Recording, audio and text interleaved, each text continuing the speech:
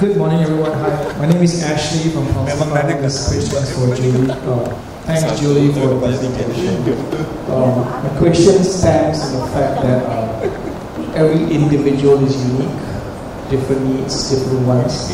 So I've got two questions.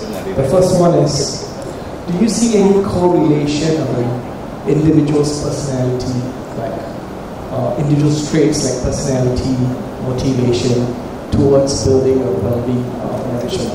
That's number one. And number two is, culture is a huge aspect, and you're measuring culture of your well-being. How do you measure that in an individual? Thanks. Great. So the first one is everybody is different. How do we personalize our well-being program? Is that right? Yeah. And the second one is how do we measure culture? Okay, thanks. Thank you for the questions. So the first one is, yes, everybody is different. Everybody is individual, facing different challenges with different personality.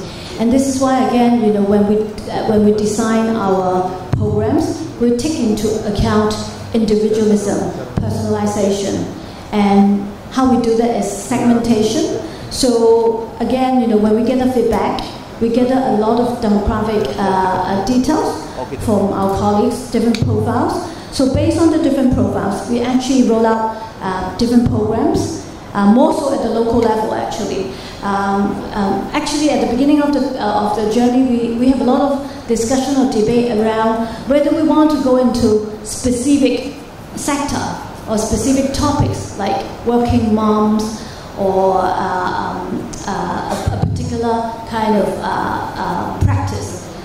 At the beginning, we kind of want to adopt an approach that is more general, that applies generally to all our colleagues on some main topics. But as we move on, we dive into more specific topics, depending on the personal circumstances of the individual or personality. So as we move on, we cater or we customize some of our workshops, our learning, our education, our resources based on individuals' needs, be it their personality or their family circumstances. So we do that customization, again, more so at the local level. Thank you. And in terms of culture, so we have conducted, just like a lot of companies, employee engagement survey on a yearly basis. We have used Gallup engagement survey since the beginning of our journey, but we stopped that in 2024. So we've used Gallup up until 2023. And in fact, we have pretty good engagement score as an organization. It's been improving. And in 2022 and 2023, we've actually won the Gallup award, engagement survey or engagement award for 2 consecutive years.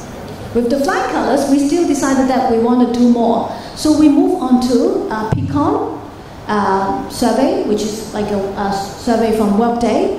What is different is Gallup, you measure the engagement of our employees once a year. So it really depends on the sentiment or engagement at that point of time. So it's not very representable, to be honest. And that's why we decided that we're going to move on to Pecan, which you may know is a totally different approach. It's a tool that is available to our colleagues throughout the year. Anytime you want to go into the system, you can go into the system to give feedback or to interact with your colleagues.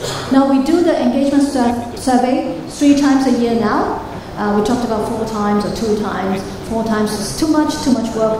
2 times is not enough. So we are now doing it 3 times a year, where we launch a survey, and the surveys are based on 14 different drivers, including diversity, workload, well-being, culture, all this stuff, risk management as well.